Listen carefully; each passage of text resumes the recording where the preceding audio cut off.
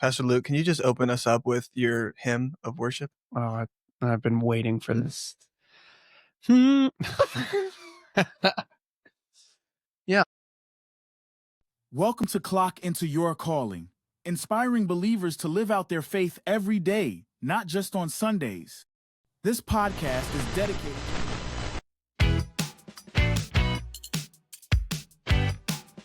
The greatest thing in all the world is to know that you're going to live forever in heaven. That's the greatest thing in all the world. Somebody once said, and I love this phrase, he said, if you're not a believer, the closest thing to paradise you're ever going to get is this world. If you are a believer, the closest thing you'll ever get to hell is this world. Wow. That's powerful, isn't it? That's deep. Yeah. And so many times when somebody asks me how I'm doing, I'm saying, I'm one day closer to paradise, And They're going to think you have a vacation coming up. That's right. And I do. Yeah. A long one. And I remember, like, I'm still a teacher at this point, and I'm extremely introverted still to this day. Mm-hmm. So I said, I'm not going to serve in students, and I'm not going to be an usher. Oviedo is a portable location. Yeah. When you walk into the auditorium, everybody walks through one door. Yeah. So it's like me talking to every single person that walks in here. You must have bumped your head Twice. on the way. Yeah. Twice. Yeah. And then then you got to use a bathroom. So I got to talk to you a third time. You lost your mind. No bathroom break. Yeah. Sit down. And then the person I connect with somebody. I can't remember. But they're like, talk to Pastor Brian on Sunday. He'll get you set up. So find Pastor Brian on a Sunday. And of course, he needs an usher. Buddy, like anything but usher. Yeah, bro. Like anything. So before long, now I'm at Sanford. I started at Oviedo, but before I left Sanford, I was an usher team lead. Mm-hmm. And the reason I left Oviedo is go be the students coordinator at Sanford. So I'm saying I'm not doing all these things. And lo and behold, like he does, God would use that, and that's exactly where he has me. And if I can give anyone a piece of advice anywhere right now, it is teachability is the number one thing that will grow you in this world. And if you're in sports and athletics, you don't got a choice but be coachable. Right. Come on, you're at the film study and you're that play's coming up, you're like, oh no. You know it's coming. No, I messed up on that one. Maybe they'll miss it. And it's like, Pope, what are you doing? You're getting yelled at in front of everybody. Take that tape back 5 seconds. We got to watch that again just so we can see what not to do. Laser. Pause it, please, right there. And you're just sitting there like, God. But honestly, what that does is it creates this lack of, I have to be perfect. Yeah. You almost learn, I'm going to fail. We got a long weekend ahead of us. Labor Day weekend, for those that don't know, because this is going to be coming out a little bit after. What are you doing for your weekend? Actually, tonight I'm going to be grilling out, having some friends over, watching some college football. Okay. Opening weekend. Yeah, I was going to say, if you want to drop the address, we'll I'll save a steak for you. I feel like whenever we hear free food, especially at my age, we're just like, hey, how do I get there? You know, and bring like an extra to-go. Oh, that's every age. Yeah, that's every age. I'm glad that never goes. So, yes. So tell me, no name dropping here, but what were some of the challenges that you faced and maybe the tough seasons of being, like, how did you keep your faith intact and still continue to feed yourself, as we've been talking about, even during this time of, I think you said 3 kids under 3? Three and under. Yeah, three and under. Yeah. That's like a tongue twister. It is a tongue twister. Yeah. Three and under. What were you doing in that season? Yes, losing my mind. Losing my mind. Yeah. So it's funny. I was losing my mind, but I loved it. Like I loved the chaos of it. I really did. And to this day, I would go right back and I would do it exactly all over again. So I leave the lunch and I go play pickleball. And I see Pastor Justin, I'm like, I just had lunch with your boy, Matt. And he goes, why? And I was like, well, I'm actually I think I'm going to work for his company. Like, it's kind of a cool thing. And he goes, you're about to switch careers? And I'm like, yeah, I think so. I got to do something. Sydney's pregnant. Yeah. Which career? Yeah. Yeah, right. I'm about to start a career, I think, is what you meant. Yeah. Yeah. I'm going to do that. Yeah. And it's good. And if you can do that over a long period of time, man, it's like you've built an entire road. Right. No, that's so good. So you gotta be satisfied with accumulation of a little unheroic stuff, but you're there all the time. When I go to the gym, I don't golly, there's some guys that are just massive there. And if I tried to lift what they're lifting, I'd be permanently disabled, But I do exercises that are heavy enough for me to stretch my muscles, and I don't try to do what other people do. I just do what will stretch me at the moment, because that's how you grow. So I want to just go ahead and thank you, Mike Olchu. I don't know why I just did your name in 2 synonyms there. You good? You good? 2 syllables. I don't know. My English is broken. But thank you, Mike. You've been a guy that I've been so thankful for. We actually met in a small group. I'm so thankful for that small group because I got to meet you and your wife there. And just to grow together. And thank you for holding me accountable in all the things that I do. And just not wanting just nothing but the best for our relationship. So thank you. Yeah, no, thank you, man. It's been a blessing for my wife and I. We love it every time you come over, whether we're joking around or talking about life's difficulties and navigating through that. Like, we truly cherish you and your friendship. And dude, this is a real guy because he made my family photo. Like, not to mention that, but like, you are in the family photo with my wife and my parents. And, that just shows how that you're a real one, man. You're a real one. I appreciate it. I mean, if you look at the photo, you can tell that I don't fit in. I'm a little bit tall. I'm just a little bit tall. Yeah, you got us by a couple inches. Yeah, just a couple hundred. No, just kidding. No, but I want to hear more about that. So you did landscaping. Maybe you want to touch a little bit about what you did. Selling mine, yeah. I want to hear a little bit about your business journey. Okay. Yeah, no, started at a young age. In the very, very beginning, What age were you? We started in high school. Okay. Yeah. So my buddy had a truck. I didn't at the time.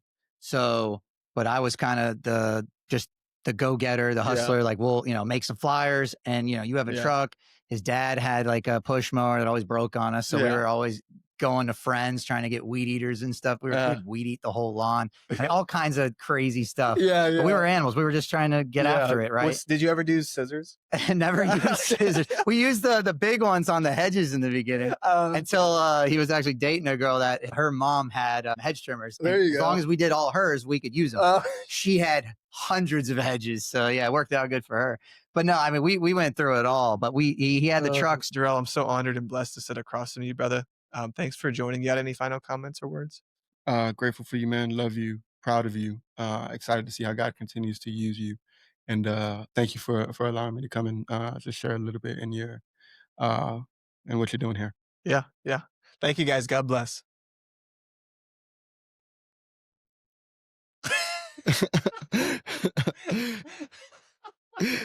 Why do you look like that? Because was there a time where maybe a high school, college, any season of your life where you may have stepped back from God, or maybe like you had like a break in your faith, or were you really consistent? Yeah, definitely. I mean, in high school, I put a greater emphasis on maybe some social aspects of my life or trying to figure life out on my own, not really involving God. Yeah, I definitely did. Yeah. For sure. Yeah. College too. Yeah. Just snuck that in there at the end. Yeah, it's so hard. So I am a singer, and my gift was I was created, and I was given this gift from God to give it back to Him. Yeah. Where I can go wrong is pointing at using that gift to point all the focus on me. And so with that, you're given the gift, but you're also given the responsibility. And with great, with great responsibility comes great. The other way around. I got it wrong. Yeah. I haven't watched Spider-Man recently, and I was like, "Are you waiting for me to say this?" Right. Well, I'll say like this. At every movie, and then everybody's like saying it in the theater. They're like, "Wait, great what? Purpose? Is it purpose comes great responsibility?" I don't got it. Sure. Yes. Yes. Well, let's say it like Just this. say it. That's all. Let me stop. With great gifts, great comes responsibility. The way you got it wrong. Because like my mom, we're gonna put it on the screen. Right. So like what my mom used to say, to whom much is given, much is required. You know, that's it. Just remember that, guys. Forget the last 30 seconds. That was. Yeah. Sorry. Yeah. We didn't practice this. Oh, that's hilarious. I was like, it didn't sound right, but maybe it is right. Is it? I think it's with great gifts comes great responsibility. That sounds it's good. Great something. Oh. Yeah. Okay. Well, anyways, Tom Holland isn't going to see this, so So what do you? Well, but a few of us were invited, Becky included, my wife included, to go visit Prince Charles at his estates. So we did that. The leader of this group was a bishop who was a part of the House of Lords, but was also his spiritual advisor, the same way I was President Obama's spiritual advisor. So he said, boy, I hope you can make it, but I just want you to come out. I want you to see the grounds and so on and so forth. And so we're out there going through the gardens, and they're beautiful. And he hears a helicopter. And the guy, he says, oh, there he is. Oh. And so this helicopter, purple helicopter, lands, and Prince Charles gets out, and he invited us into high tea. You kind of highlighted the point. You've had some cool trips. And by the way, this is why I don't tell people about what I do on the weekends, because I'm going to hear what you did. Yeah. I was at the Williston Castle. I don't think I'm like, all right, well, anyways, I just watched a movie. And well, I'm as surprised as anybody else. Yeah. I really am. I tell everybody I've lived a Forrest Gump life, man of below average ability somehow gets photoshopped into this historic. What's God thinking? Yeah. So I say all that to say, like, rest is all about the intentionality. For me, that means taking a break from my daily routines, whether that's working out or sometimes too, like the social media, going on social media. So taking a break from that for a day. For me, especially, what's really, really impactful is, for me, on my Sabbath days for rest, I don't look at any sports content. It used to be that, I'm not going to check my work email. But now that I work for The Athletic, I'm also a fan of The Athletic. I love our writers than I did before I worked there. So it's so easy for me to just kind of open the app. And they have this new game as well. It's called Sports Connections. So if you're not subscribed to The Athletic, this is not a promo. Please subscribe. Settle down. We can talk about this. But no, seriously though, they have a sports game called Sports Connections. Hello. All right, let's go. We're in the studio with Michael, record label holder, Michael Chu. Throwing back the times, man. What was your rap name again? It's MC Feeling Free. So MC my Feeling Free. social media name now, but free, the MC, my initials, and Feeling Free as freedom in Christ. But a lot of people read it across and think I'm McLovin, and they say McFeeling Free, but it's all good. Mad love out to them. Yeah. So what do you want to be known by going forward? Just Mike, or Just Mike is cool. All MC that Feeling just Free. to say Mike. Yeah, I mean, you could go by MC Feeling Free. That's fine. Right. Well, and it's important to remember also that if you try to get to where you hope you're going in that relationship too soon, it'll just sabotage the whole. Like, I hate to get on a plane and have the person next to me start out with, well, what do you do? Oh man, I'm just trying. How do I not tell him I'm a pastor? Because I know what's going to happen. I know this conversation is just going to go places I don't want it to go. And because they'll tell me, well, my uncle was a pastor, or I'm a rabbi. Whatever. Why do we do that? We clean up, we freshen up. Exactly. Really? Let me show you how religious I am. have my Bible right here. Right. Oh my gosh.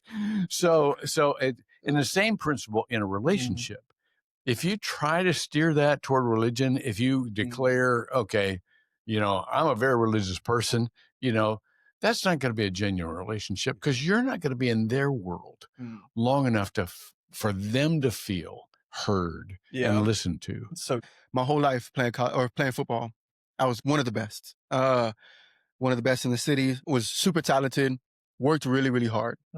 Didn't fully understand the result was a lot of the hard work I put in. But went on, got to high school, was still one of the best, but I wasn't as successful as I had been. So you were talking middle school? At middle school, early on in high school. This guy was the best flag football player, dude, in the nation. I could count on one hand how many times my flag was pulled, dude.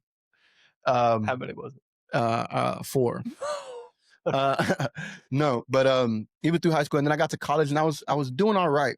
For a lot of college, I sat on the bench. So it's the first time in my life. Like, growing up, we weren't that good, but I was really great. Now I'm in college. We were playing for like national championships. Wow. And I'm sitting on the bench, and I had the dream of playing college ball, but this is not what it's supposed to look like. This is not what it's supposed to be. Yeah. It's a lot of thorns in my behind because I'm sitting on this bench so long. You know what I mean? And that's a pine joke, I think. Okay, right. The pine. Right. Colossians 3:23 says, "Whatever you do, work heartedly as for the Lord and not for men, knowing that from the Lord you will receive the inheritance as your reward. Yeah. So everything that we do. Right. And one of the sad things is people can even use that verse and say, you're only working for the Lord. Yeah. Well, that's not true either. Yeah. Like you actually are loving God with your work and loving neighbor. They're both going on at the same time. And what are the greatest commandments? Yeah. Love God. Love your neighbor and as love yourself. God. Yeah, love neighbor. Yeah, excuse me. Like on those backwards. There's love two. God. Love God and love God. Well, you can't go wrong. Yeah, You know? yeah. Love God and love your neighbor as yourself. It's like prepping your heart for anything else that the Lord adds onto your life. If you Lord, if you do not add another dollar to my life, Jesus, you'll be glorified. It's like that song Brandon Lake sings. Another sponsorship. Okay. Yeah, this guy's getting out of control. Yeah, YouTube's definitely gonna take this down. You're not gonna be able to. You're not going to be able to monetize. You might be doing this for my podcast or everywhere else you go. Yeah, no, the amount of times you talk about other things. Well, I think I might be one and done, brother. I think I might be one and done. And I want to talk about a little bit about your personal rhythms, routines. You said you wake up at 4 a.m. That's ridiculous. I gotta say, It's habit. At 4. Okay, my habit is not waking up at 4 a.m. I never set an alarm. My body just Wow. has done it for so many years. It just is going, okay, time to get up. So I want to ask you, why is your rhythm so important for you to stay grounded in your faith? That's right. So maybe if you want to describe, besides the 4 a.m. thing, besides some things that you do. Sure. Yeah, absolutely. Absolutely. Routine and discipline are important because they do have a long-term impact. Yeah. But I do get up early. The first thing I do is I go upstairs. I have a study upstairs. So I go to my study and I read scripture very first thing before I do anything, before I have coffee, before I do anything. And I pray for the day. And so I'm immediately connected. And then I get my cup of coffee. I go through about a half a dozen newspapers and magazines just to read what's right after I go to ESPN website. I got to get the scores. Yeah. The truth comes out on the podcast. Yeah, my priority right after the Bible is seeing the scores. But anyhow, but the point is that I get up and I try to educate myself on the day. I go through emails. I get that done. Then I go to the gym or I walk for at least a couple hours, maybe sometimes 3 hours. Oh my gosh. Yeah. Well, when you're old, I mean, it's like survival. Yeah. This is you got to do this. And then I get ready for the day and usually have meetings, but just kind of take it from there. So by this time it's like 5 a.m. because you wake up so early. So yeah, that's right. That's right. So, but I like routine. I'm a routine guy. Thank you for watching. See you next time.